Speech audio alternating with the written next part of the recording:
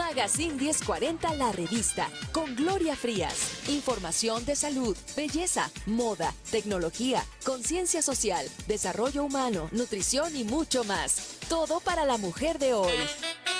Magazine 1040. Iniciamos. Magazine 1040. Muy buenas tardes, estamos iniciando esta revista de Magazine. Yo soy Gloria Frías y me da mucho gusto pues entrar en contacto contigo a través del 1040 de AM en tu radio o a través de radiomujer.com.mx. También a todas las personas que nos escuchan desde alguna aplicación para escuchar Radio Mujer, pues gracias por estar en sintonía con esta estación.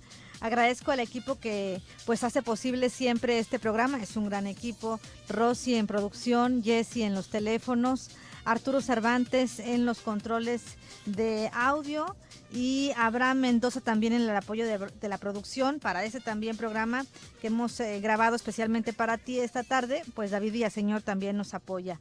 Y tenemos aquí en entrevista esta tarde en Magazine a una colaboradora que ya, bueno, viene frecuentemente con nosotros y que siempre que viene nos trae temas, sobre todo para concientizarnos, para reflexionar, para informarnos y hoy muy específicamente para informarnos sobre cómo funciona este nuevo sistema de justicia penal en nuestro país. Ustedes saben que recientemente se cambió ya este sistema de justicia, esta cuestión de hacerlo ahora sí que en vivo y a todo color, hablado, ¿no? Ahí con llevar y presentar las evidencias. Son nuevas formas como se está impartiendo la justicia en nuestro país, pero hay que entenderlas también nosotros como ciudadanos para saber pues a qué estamos sujetos, qué tenemos derechos, cuáles son nuestras obligaciones y cómo funciona todo esto, ¿no? ¿Cuál es el papel de la policía en ese momento? ¿Cuál es el papel del juez?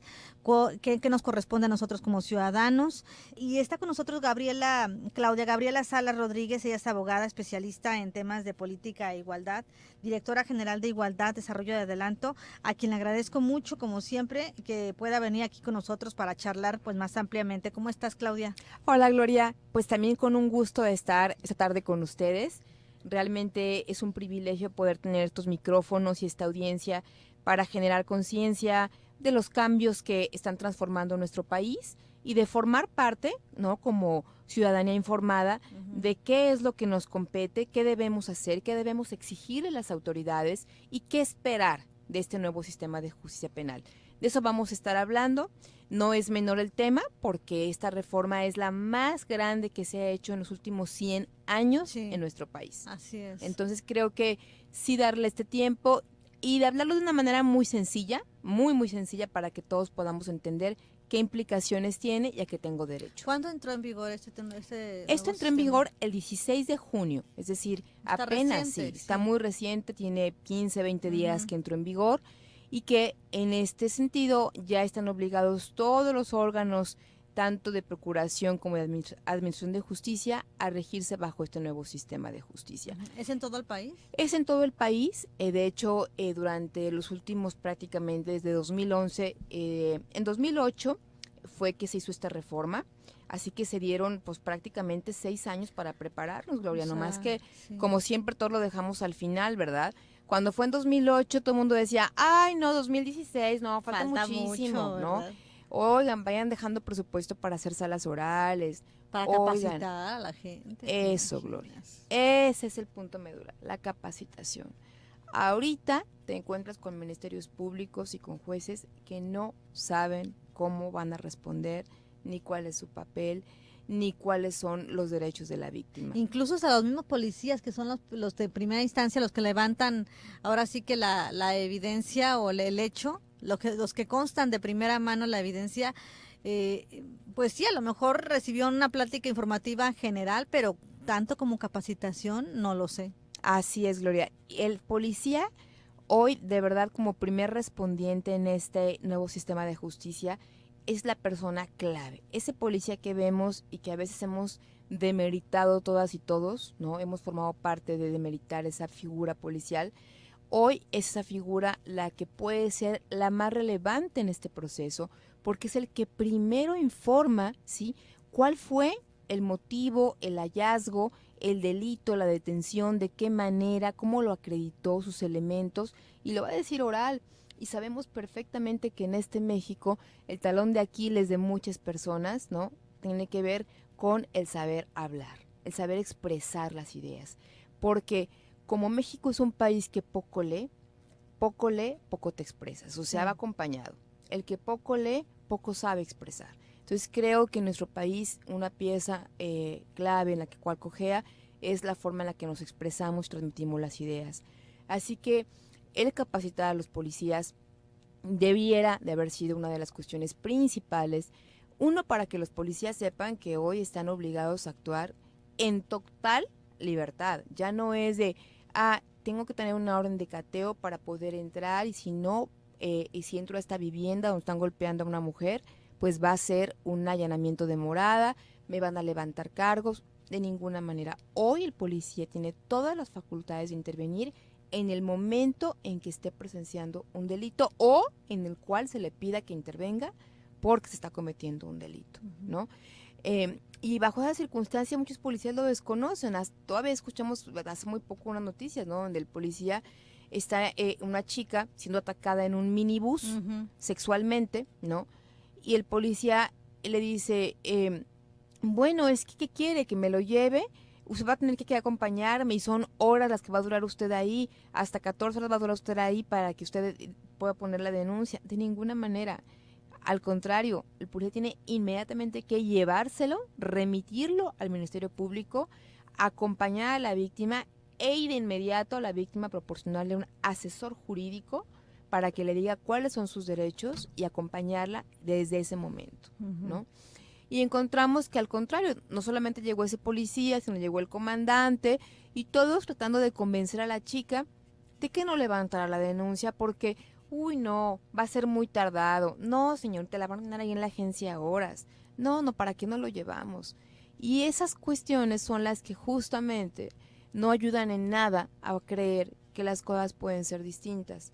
A que si ya de por sí una víctima está animándose a denunciar, y le dices que va a pasar otro calvario, pues la víctima que dice, pues muchas gracias, mejor no lo hago, ¿no? Me callo. Y seguimos en el México de la impunidad, de la corrupción, del no pasa nada, y del que mejor no denuncio porque de todas maneras no sucede nada. Claro. Yo creo que parte de lo que nos toca a cada uno es creer que las cosas pueden ser distintas, formar parte de esta evolución de la justicia. ¿Y cómo se forma parte? Bueno, sabiendo cuáles son los elementos que hoy tenemos, obligando a los policías a actuar y también, por supuesto, al que no actúe, denunciarlo también. O sea, tenemos que hacer todos y cerrar filas como ciudadanía para que esto realmente funcione. Saber que le tenemos que exigir al MP y saber también que hoy hay medidas importantes como las medidas alternativas en las cuales son buenas y funcionan porque no por cualquier delito se tiene que iniciar todo un proceso tedioso de una averiguación previa que ya se llamaba antes.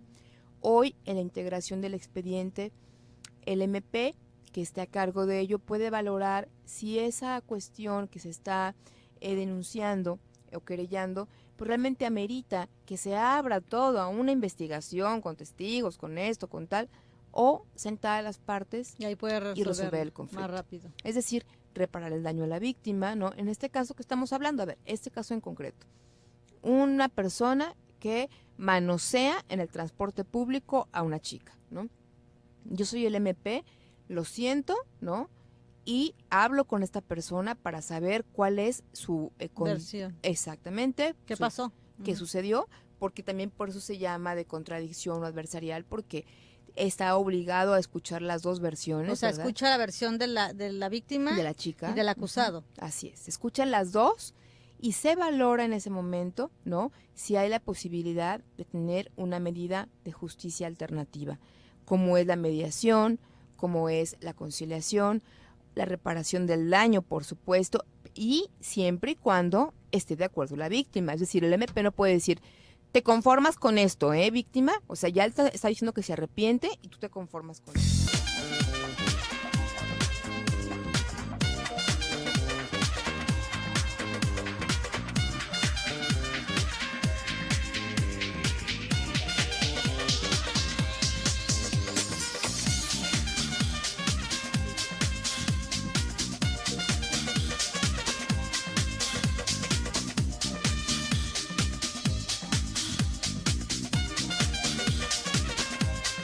Regresamos aquí a los micrófonos de Magazine. 31 22 11 90, 36 47 18 83 son los teléfonos de la cabina.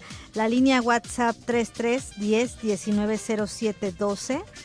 Y a través de nuestra red social Facebook en Mujer, el Sexto Sentido, nos puedes hacer llegar tu participación por inbox o en el Twitter de este programa @magazine 1040. Hoy estamos hablando del nuevo sistema de justicia penal en México. Claudia Gabriela Salas es nuestra invitada, directora general de Igualdad, Desarrollo y Adelanto. Ella es abogada, especialista en temas de política e igualdad.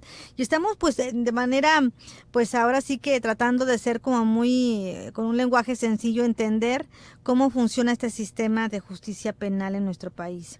Y yo le pedí a Claudia ahorita en el corte que si podríamos como ilustrar a través de un ejemplo todos los elementos o los personajes que intervienen en este proceso para ahora sí que presentar una denuncia ante un hecho donde están violando la ley o están violando los derechos de alguien, y que nos pueda ir ilustrando cómo, bajo un ejemplo que ahorita les voy a poner, cómo funcionan las cosas y quiénes intervienen, empezando por el policía de calle.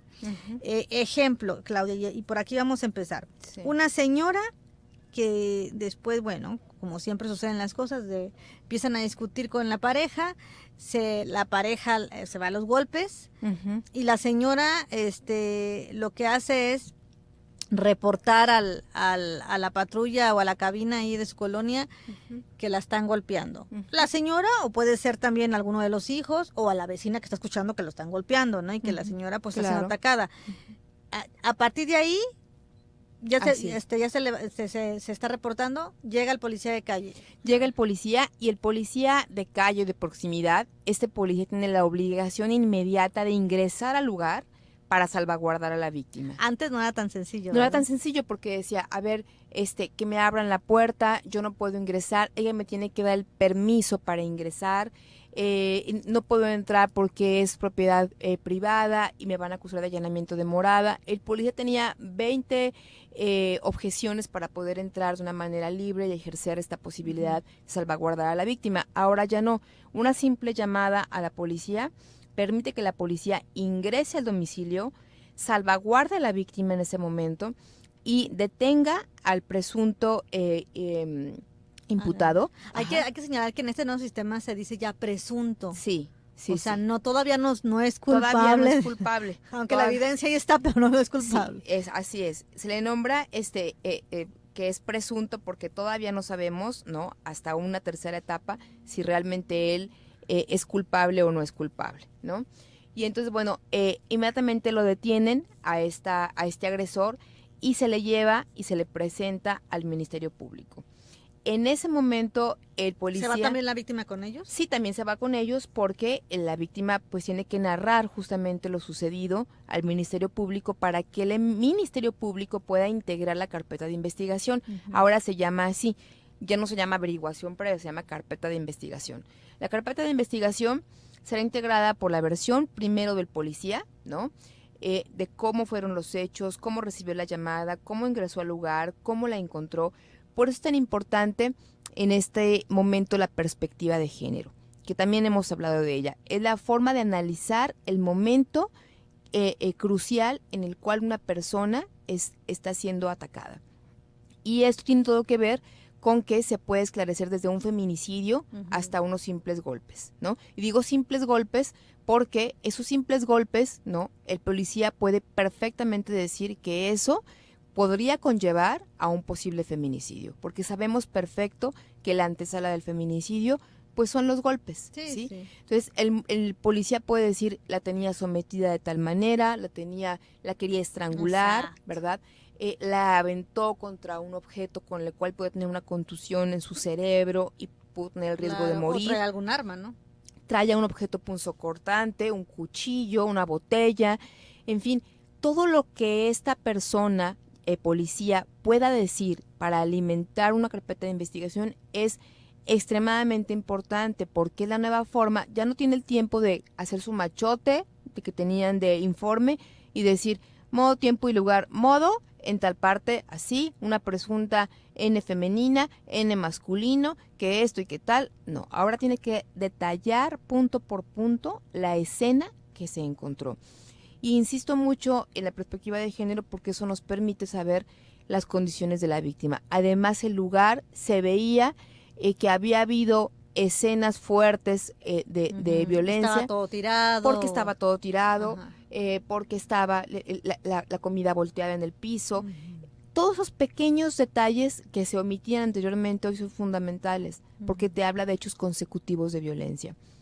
Entonces, en este caso, pues esta detención del imputado en flagrancia, bueno, pues inmediatamente es llevado ante el Ministerio Público, y entre el Ministerio Público y el policía determinarán, porque el policía es coadyuvante del Ministerio Público, así se llama policía municipal, ¿no? De cualquier municipio, su jefe se convierte en el Ministerio Público en ese momento. El Ministerio Público puede decirle y puede tenerlo ahí y puede ordenarle hacer ciertas cosas al policía, ¿sí? Por eso también hablábamos de la necesidad del mando único, Gloria, porque ya no podemos seguir con policías chiquitos y policías grandotes y policías con mucho dinero que ganan y policías que ganan 3 pesos al mes, ¿no? Pero bueno, eso es otro asunto. Entre los dos van a formular este expediente para llevarlo justamente al juez de control. Vale la pena. Juez, ¿verdad? Es el primer juez. El nuevo sistema de justicia penal contempla 3 jueces, amigas y amigos, 3 jueces. El primero es el juez de control, que para mí, como abogada, es el juez clave. Es el juez clave porque con él llega el MP con su carpeta y le dice, aquí tengo esta carpeta. Así fueron los hechos. Donde a doña María la estaban golpeando de esta manera. El policía me dice que encontró objetos punzocortantes, que encontró un desorden en la casa, que encontró algunos vestigios de sangre también, o sea que ya había habido en otras ocasiones alguna posibilidad de agresión también. Se presume que esto y esto y esto, claro, no hay la certeza, pero se presume que esto está sucediendo y que esta víctima además necesita urgentemente una medida de protección. ¿Por qué? Porque su vida corre peligro. Claro. Desde ahí empezamos la prevención del feminicidio. Y todo esto estamos hablando de horas, Gloria. Aquí no ha pasado ni un día. O sea, imagínate lo que estamos hablando. Tiene que quedar todos en el mismo día. Claro, lo que antes decían... Cada vez que luego te decían, ven mañana y venga no sé qué, y sí, a ver qué... Es decir, el detenido no puede estar más de 48 horas privado de su libertad. Por eso es un proceso de horas, ¿sí? No puede estar más de 48 horas detenido. Por 2 cosas también importantes, porque anteriormente era muy fácil decir, ay, que se quede, duplícale el término constitucional y luego la integramos. Y también para ese presunto culpable, ahora sí como la película, ¿verdad? También se le violan garantías. Es que es de los 2 lados, es ver los 2 lados, sí, claro. ¿sí? Una persona que no tiene la certeza de que lo comete no puede seguir detenida. Puedes dejarlo en libertad con medidas, ¿sí? Condicionales, que ahorita las vamos a ver. Pero tampoco puedes dejarlo ahí como para ver si sí es o no es, ¿no? Por eso es que tienes que tener un sigilo y ahora sí que, como yo les digo, ver más allá de lo evidente, ¿no? Lo evidente ahí está, a lo que te obliga ese sistema es a ver más allá de lo que está evidente en tu expediente. Entonces, este juez de control es importantísimo porque le puede imponer medidas cautelares al imputado para que se fugue o para que no obstaculice esta investigación, ¿no? Y inmediatamente el juez de control que recibe este expediente decide, fíjate qué importante, él decide si se abre o no el juicio oral. Es decir, él dice al MP, muy bien MP, hiciste una excelente chamba, aquí tengo todos los elementos que sí hacen que este presunto, imputado sea culpable de los hechos que se le dicen, aquí tengo el testimonio de la víctima, aquí los estoy escuchando a los dos, los tengo aquí presentes a los dos. Todo esto que estamos hablando, quiero decirles a las amables audiencia, hombres y mujeres, que es oral. O sea, nada de esto es con papelitos van, papelitos vienen, todo eso se hace de manera oral. Oye, Claudia, en esta parte, hasta donde vamos, ahí con el primer juez, ajá, ¿qué pasa si el acusado dice no voy? Ah, no, el acusado, por eso es que el policía tiene que saber actuar. Claro que el acusado va a decir, no voy y no me sacas de aquí de mi casa, no ¿verdad? Y no me sacas porque no tienes una orden de aprehensión en mi contra, ¿verdad? Ya no la sabemos. Sí. Pues por eso es que los policías tienen que estar tan bien enterados de decirle, lo siento, esto es flagrancia, mi amigo. Usted Yo estaba viendo que la estaba ahorcando. Así es. Ok. Usted se sube a la patrulla o lo someto en este momento con las técnicas Y a la fuerza me lo llevo. Y a la fuerza me lo llevo, ¿no? Vamos a ir a la pausa comercial y regresamos.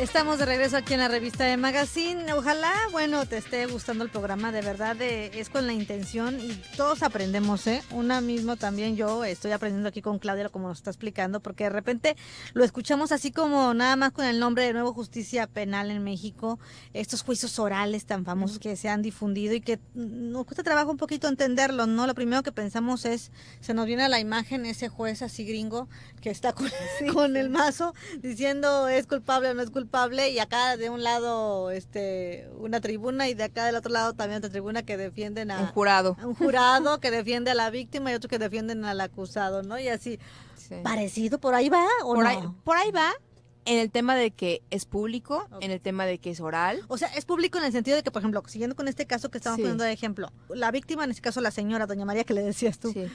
¿Puede ir la familia de Doña María también a decir, oiga, no es la primera vez que pasaba esto? Claro, porque ellos pueden inscribirse como testigos, es decir, en la carpeta que integra el Ministerio Público va a poner como testigo a los hijos de Doña María, va a poner como testigos a los vecinos, que son los que siempre saben, ¿verdad? La señora de la tienda, va a poner todos los testigos que consideren necesarios para acreditar el hecho. Y entonces el juez de control, cuando valore todo eso, dirá, efectivamente, me parece que estas pruebas son viables, decidirá cuáles pruebas también no son viables, ¿no? Porque habrá alguna prueba que a lo mejor tenga que ver con alguna cuestión que invada algún otro derecho o lesione algún derecho. Entonces, el juez decide qué pruebas admite y cuáles no, el juez de control. Y dice, perfecto, MP, la integraste muy bien, se pasa a la etapa de juicio oral. El juicio oral lo desarrolla otro juez. Estamos hablando de que esto es rapidísimo, inmediatamente se pasa al juicio oral. Y en el juicio oral es una especie, sí, como lo hemos visto en las películas, así imagínenselo, nada más sin el jurado. Está el juez enfrente, está el imputado, está la víctima, cada uno con su abogado, porque eso es un derecho. Oye, ¿los abogados se los ponen ahí o tú llevas al abogado? ¿Cómo es está muy el sistema? importante. Ahorita el propio sistema tiene la obligación de proveerles a defensores de oficio que sepan, que saben y que estén capacitados en el nuevo sistema de justicia. Y a la víctima ponerle también a un asesor jurídico. Esto a través de la CEAP, la Comisión Ejecutiva de Atención a Víctimas.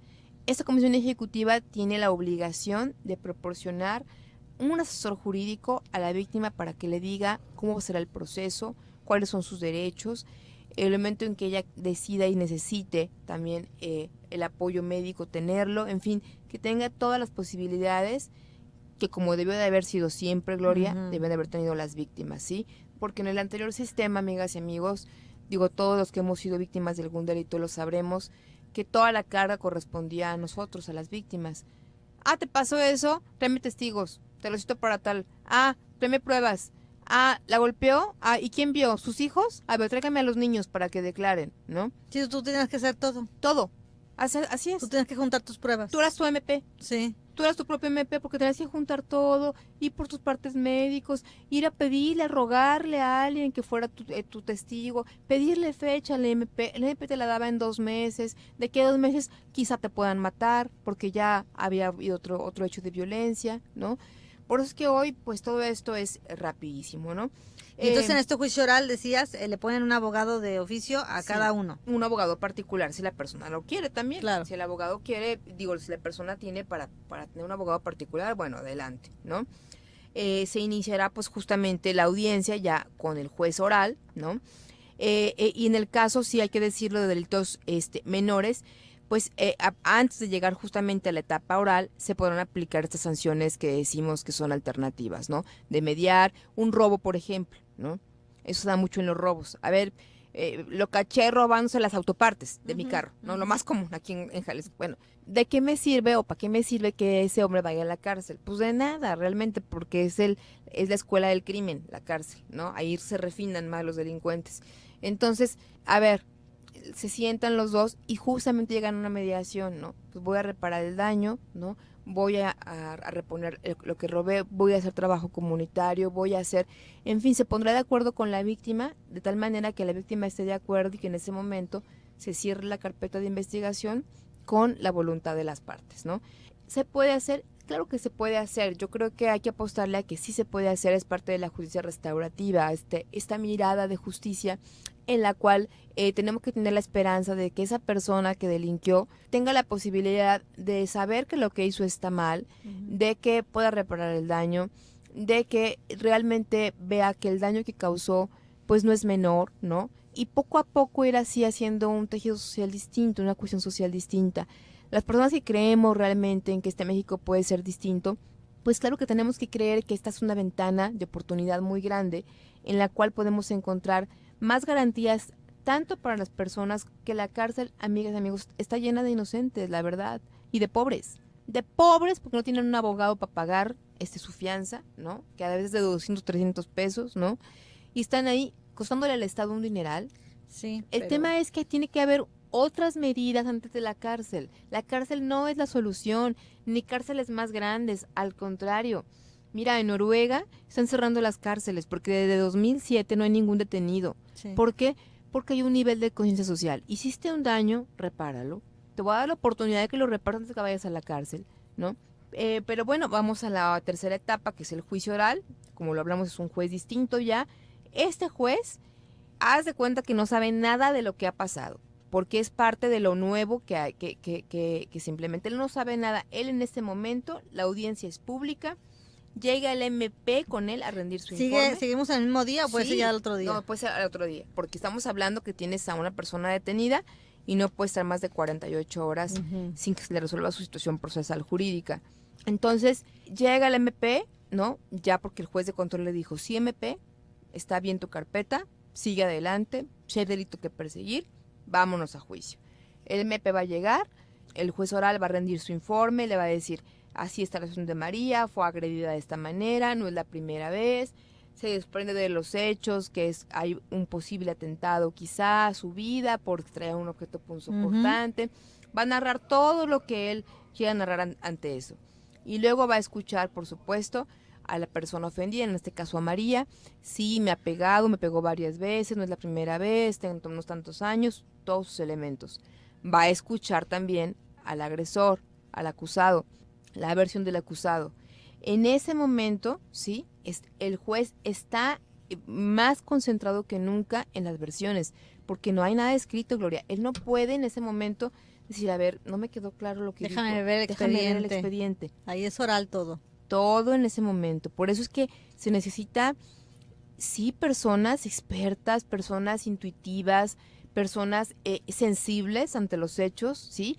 Abocadas a eso y con un nivel de concentración máximo, porque en ese momento te están narrando los hechos. Y con un juicio imparcial totalmente. Totalmente, porque él no sabe nada. ¿Te imaginas que el juez sea machín? Así. Va a decir, pues, le doy la... No, pues, ¿no le tenemos frijoles listos? Exacto. A ver, MP, pues espérame, ¿no? Por eso necesitamos que los otros jueces estén ampliamente capacitados en algo básico, derechos humanos. Sí. La reforma está basada en derechos humanos. O sea, esta reforma de 2008 va aparejada con la de 2011, donde pone los derechos humanos como la máxima garantía constitucional.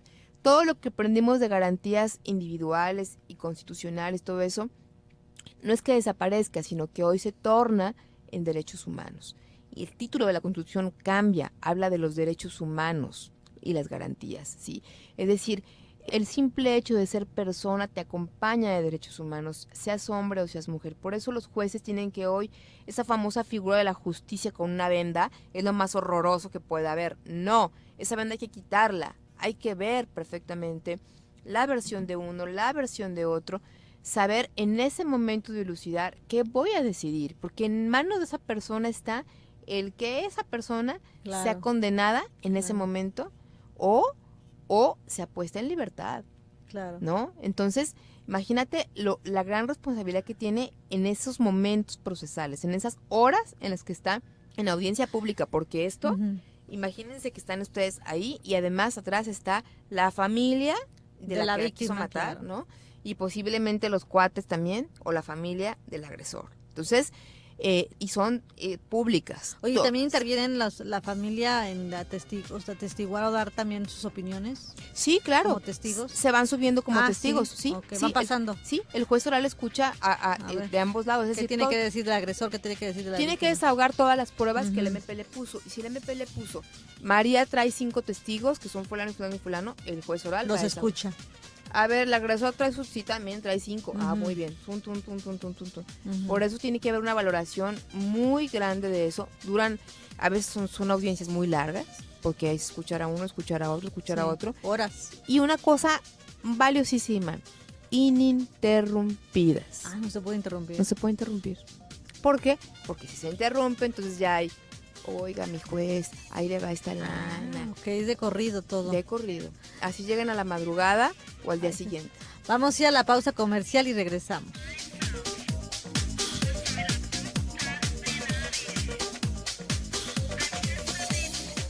Estamos en esta última parte del programa, hoy hablando del nuevo sistema de justicia penal en nuestro país, a través del 1040 de amplitud modulada Radio Mujer, el sexto sentido de la radio. Siguiendo con el ejemplo que pusimos desde un principio para entender un poco cómo es este proceso de justicia penal nuevo, de los juicios orales, estamos en esta última parte cuando ya se pasa a audiencias ya ininterrumpidas, como decía Claudia, Ajá. donde pues tienen que llegar a fin de cuentas a un veredicto. Así es, a un veredicto, a una resolución final, son ininterrumpidas para evitar justamente cualquier cuestión de corrupción, intimidación a la víctima, amenazas, que el posible imputado cometa alguna cuestión De venganza. hacia sí mismo. O también que se pueda suicidar, Sí, algo hacia así, sí ¿no? mismo. Que puede pasar también. También puede pasar, ¿no?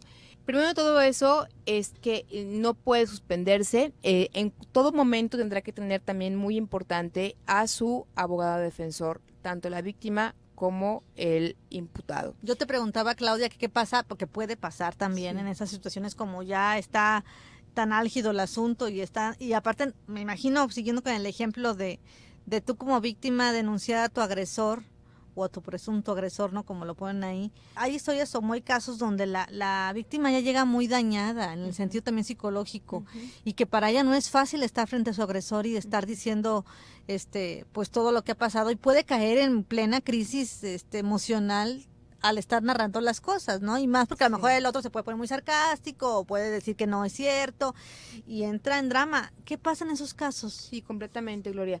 Así es, sí puede suceder en estos casos cuando la víctima entra en crisis o el juez en ese momento ve un estado de desventaja emocional de la víctima, puede en ese momento solicitar la asistencia médica, psicológica, ¿no? ¿Puede ser pausa? Sí, puede ser una pausa para que esta víctima, hombre o mujer, bueno, en este caso que estamos hablando, ¿verdad?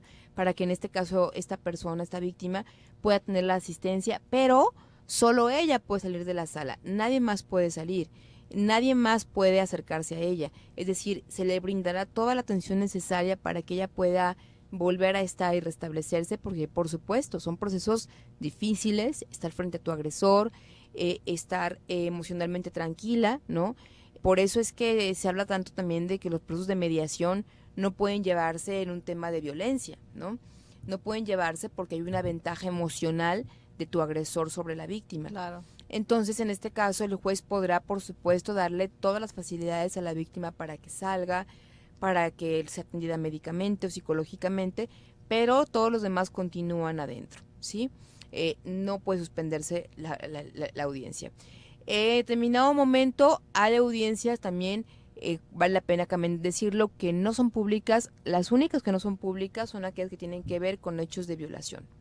¿Ah, sí? Violación o un hecho de justamente delitos contra menores. Esas dos no. O sea, si yo estoy, más bien, si se está llevando un caso De víctima de violación. de donde un niño ha sido violado. Así es, esas no pueden ser públicas. No pueden ser públicas. Esas no pueden ser públicas okay. por los derechos de la infancia, ¿no? Por eso es que en el caso de niñas y niños que son víctimas de delitos, abuso infantil, cualquier otro delito contra niñas y niños, no pueden ser públicas porque se atenta contra los derechos de la infancia, ¿no? Ya de por sí, el cometer un delito contra un menor es algo de verdad, pues a veces incomprensible, ¿verdad? Sí, Yo claro, sí digo, muy bajo. Las que somos madres, tenemos hijos, decimos, hay maldades, pero esas ni siquiera pueden llamarse así, ¿no? Son cuestiones totalmente patológicas. Que rebasa claro. Cualquier nivel de comprensión. Es contra natura, ¿no? Para hablarlo así. Y el caso de violación, cuando hay una mujer violada sexualmente, tampoco pueden ser públicas, por obvias razones, ¿no?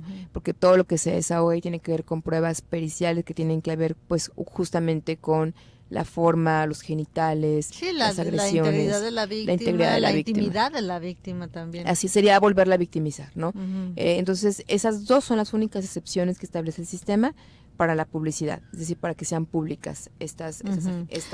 Y bueno, cerrando nada más esta parte, es la última parte del proceso, o sea, ahí se tiene que decir un veredicto. Ahí se tiene que decir un veredicto y luego entra un tercer juez. Ah, ya es el último. Sí, es el último juez. Cuando ya el juez dice, muy bien, este hombre es culpable, ¿sí? Inmediatamente pasa al juez de ejecución. Y el juez de ejecución es el encargado de que esta persona cumpla con la sentencia, de remitirlo procesalmente, ¿sí? Al reclusorio, a que compurgue la pena y de que se encargue de que la pena sea compurgada en su totalidad, ¿sí? Ese es el juez de ejecución de penas. ¿Qué sucede si no se llega a esta parte del juez de ejecución? ¿Qué puede suceder? Que si el juez en este momento ve la posibilidad de que ambas partes se puedan en ese momento también arreglar, se llama proceso también, que puede ser un proceso abreviado. Este proceso abreviado, ¿qué quiere decir? Que bueno, el juez sí ve que hay un delito, sí ve que María trae lesiones, sí ve tal cosa, pero para ese juez no considera que esta persona agresora sea candidato o sea imputable para estar en la cárcel. Entonces, en ese momento, ¿qué puede hacer? Bueno, pues puede solicitar la reparación del daño inmediata. Usted está condenado en este momento a pagarle tanto a María para terapias psicológicas, para procesos clínicos, para como indemnización por el daño moral, a someterse a estudios médicos donde podamos saber su nivel de agresividad, a meterse a cursos de hombres renunciando a su violencia, de hombres por la equidad, ¿no? A decirle, en ese momento él puede decirle, tendrá que tomar las 36 sesiones de CEPAVI, que tiene que ver con los hombres renunciando a su violencia, en fin, una sentencia en la cual no sea necesariamente la cárcel. ¿Por qué? Porque este juicio lo que busca justamente este nuevo sistema es que haya menos gente en la cárcel, claro, ¿no? De cualquier manera que haya menos gente. Eso no quita que también ponga medidas de protección a la víctima, Gloria. Es decir, puede ser que no vaya a la cárcel el agresor. No, imagínate cómo queda la víctima con el miedo. Pero puede dictar, claro, medidas de restricción a la víctima. No te la acercas. Usted no puede acercársele en los próximos 90 días. Oye, aquí en México todavía no hay estas cosas que te ponen un brazalete para monitorearte. Pues todavía no hay, pero ya deberíamos empezarlas a implementar. Sí, por supuesto, deberíamos empezarlas a implementar. Porque pasa como pasó con los porquis, ¿verdad? Y todos están en el extranjero protegidos por sus padres. No, qué horror. Por eso decimos, ¿hasta dónde le echamos la culpa a los jueces y hasta dónde a las familias, Gloria? Claro. ¿No? Yo creo que es una ida y vuelta ahí, ¿no? Y bueno, ¿por qué es importante esta reforma? ¿Por qué es importante? Las ventajas, ¿no? Las ventajas que tenemos, ¿no? Los derechos de la víctima. Aportar pruebas y participar en todo el proceso de manera directa. Solicitar directamente la reparación del daño al juez.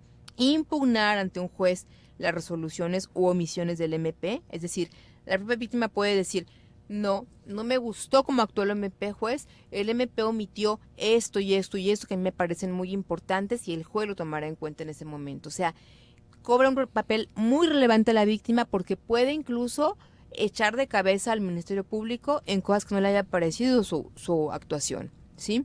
Como lo dijimos ahorita, solicitarle al propio juez que se dicten medidas de prevención para su protección, ¿sí? Es decir, yo me siento desprotegida, yo necesito que este hombre no se me acerque y necesito una medida de restricción inmediata. Y salir de esa audiencia ya con la medida de restricción. Claro, ¿sí? claro. Y notificada también, por supuesto, al agresor, ¿no? Y como lo dijimos, contar durante todo el tiempo con un asesor jurídico gratuito, ¿sí? Muy bien. Eso es muy importante, ¿no? Pues ya se nos acaba el tiempo, Claudia. Yo te quiero agradecer porque nos has ilustrado de una manera muy clara y muy sencilla cómo funciona este nuevo sistema de justicia penal en México. Por supuesto que apenas estamos pues arrancando. Sí. Y que hay todavía algunas pues detalles que afinar Sí. por parte del sistema de justicia penal. Así es. Pero que, bueno, tenía que empezar alguna vez. Tenemos que empezar, exactamente, Gloria. Yo creo que estamos en un buen momento. Hay muchas instituciones, entre ellos la de nosotros, que capacita jueces. Yo he tenido acercamientos importantes y apertura, también tengo que decirlo, del Poder Judicial para capacitar a jueces. Así que esperemos que muy pronto formemos parte de esta capacitación a los jueces, ¿no? Claro. De sensibilizarlos en lo que acabas de decir. De nada nos sirve un juez que esté al frente con una visión machista. Claro. ¿Sí? No. Entonces, ¿con qué tenemos que empezar? Yo siempre les digo, espérenme, ahorita empezamos con el proceso, primero con la desigualdad. Exacto. Hasta que entendamos que la desigualdad inicia con un tema biológico, ¿sí? Entonces, vamos a lo procesal. Exacto. Entonces, creo que la gran apuesta es esa, iniciar con que todos conozcamos la desigualdad de las cifras que hay en México, y segundo, con un compromiso firme de que la justicia se inicia desde la educación que aportamos y que damos a nuestros hijos en la casa. ¿Dónde? Pásanos el teléfono y la Claro página que sí. del Centro de Igualdad, Desarrollo y Adelanto, Claudia. Nuestra teléfono es 3111-0466, 3111-0466. Nuestra página es www.desarrolloyadelanto.com. Ahí podrán encontrar las actividades que tenemos a diario, la actualizamos casi todos los días, boletines importantes que están emitiéndose también, y por supuesto cualquier tipo de asesoría de manera gratuita completamente nos ofrecemos a otorgarla o a canalizarlos a donde sea necesario. Claudia Salas, yo te agradezco mucho esta visita que nos hiciste, muchas gracias y muy buenas tardes. Al contrario, Gloria, como siempre, un gusto estar con todas ustedes. Gracias a ustedes también, muy buenas tardes, hasta mañana.